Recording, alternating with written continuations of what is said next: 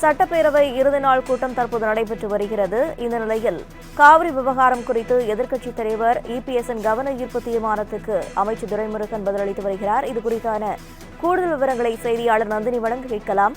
வணக்கம் நந்தினி, இதுகுறித்தான முழு விவரங்கள். வணக்கம். சட்டப்பேரவையில் நேரமில்லா நேரத்தில் எதிர்க்கட்சி தலைவர் எடப்பாடி பழனிசாமி காவிரி நதிநீர் பிரச்சினை குறித்து சிறப்பு கவன ஈர்ப்பு தீர்மானம் கொண்டு வந்தார். இந்த நிலையில்தான் தமிழ்நாட்டில் உள்ள எவரும் மேகதாது அணை கட்ட இசைவை தர மாட்டார்கள் எனவும் எதிர்க்கட்சி தலைவர் கவலைப்பட தேவையில்லை எனவும் நீர்வளத்துறை அமைச்சர் துரைமுருகன் தற்போது சட்டப்பேரவையில் தெரிவித்திருக்கிறார்.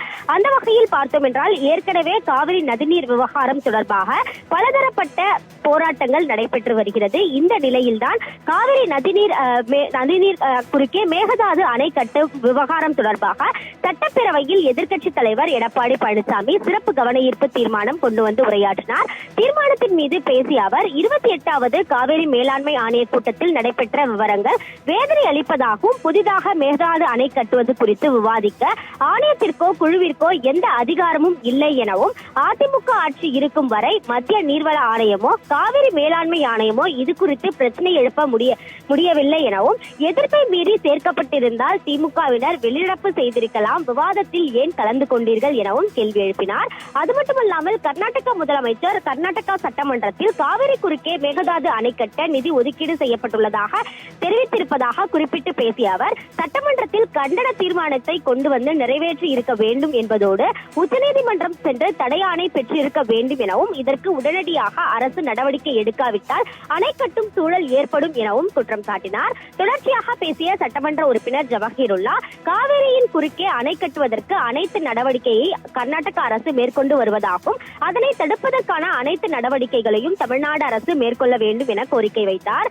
அதன் தொடர்ச்சியாக பேசிய இந்திய கம்யூனிஸ்ட் கட்சி சட்டமன்ற உறுப்பினர் ராமச்சந்திரன் மேகதாது விவகாரம் தொடர்பான சட்டப்பூர்வ நடவடிக்கை எடுத்து உச்சநீதிமன்றத்தை அரசு அணுக வேண்டும் எனவும் கேட்டுக்கொண்டார். தொடர்ந்து பேசிய பாமக சட்டமன்ற உறுப்பினர் ஜி.கே. மணியை பொறுத்தவரையில் காவிரி நதிநீர் ஆணையம் தனது கடமையை செய்ய தவறிவிட்டதாகவும் காவிரி அணை கட்டுவது மத்திய அரசை அனுமதிக்க கூடாது என்பதோடு அனைத்து அரசியல் கட்சிகளும் மக்களும் ஒன்றிணைந்து இருக்கிறார்கள் என்பதை காட்ட வேண்டும் என்றும் அரசு போர்க்கால அடிப்படையில் நடவடிக்கை எடுக்க வேண்டும் எனவும் கேட்டுக்கொண்டார். தொடர்ந்து பேசிய பாஜக சட்டமன்ற உறுப்பினர் வானதி சீனிவாசன் கடந்த முறை சட்டமன்றம் நடைபெற்ற போது ஆளுகின்ற அரசே தீர்மானம் கொண்டு வந்ததாகவும் அதன் பின்பு கூட கர்நாடக அரசு சட்டப்பேரவையில் தீர்மானம் கொண்டு வந்து விட்டதாகவும் தமிழக சட்டப்பேரவையின் தீர்மானத்தை அவர்கள் மதிக்கவில்லை, எனவே அரசு நடவடிக்கை மேற்கொள்ள வேண்டும் எனவும் கேட்டுக்கொண்டார்.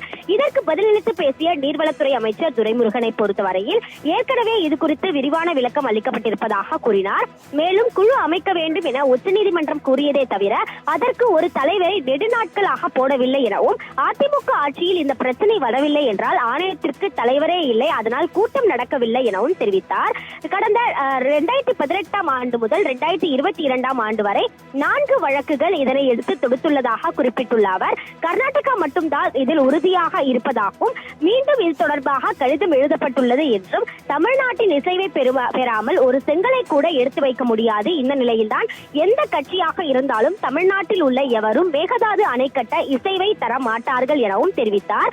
இந்த நிலையில்தான் அமைச்சர் துரைமுருகனின் பதிலுக்கு திருப்தி இல்லை என கூறி அதிமுகவினர் தற்போது வெளிநடப்பில் ஈடுபட்டிருக்கிறார்கள். அந்த வகையில்தான் சட்டப்பேரவையில் நேரமில்லா நேரத்தில் எதிர்க்கட்சி தலைவர் எடப்பாடி பழனிசாமி காவிரி நதிநீர் குறுக்கே மேகதாது அணை விவகாரம் தொடர்பாக சிறப்பு கவன ஈர்ப்பு தீர்மானம் கொண்டு வந்த நிலையில் தற்போது தீர்மானத்தில் பதிலில் திருப்தி இல்லை என கூறி அதிமுகவினர் தற்போது வெளிநடப்பு செய்துள்ளது குறிப்பிடத்தக்கது.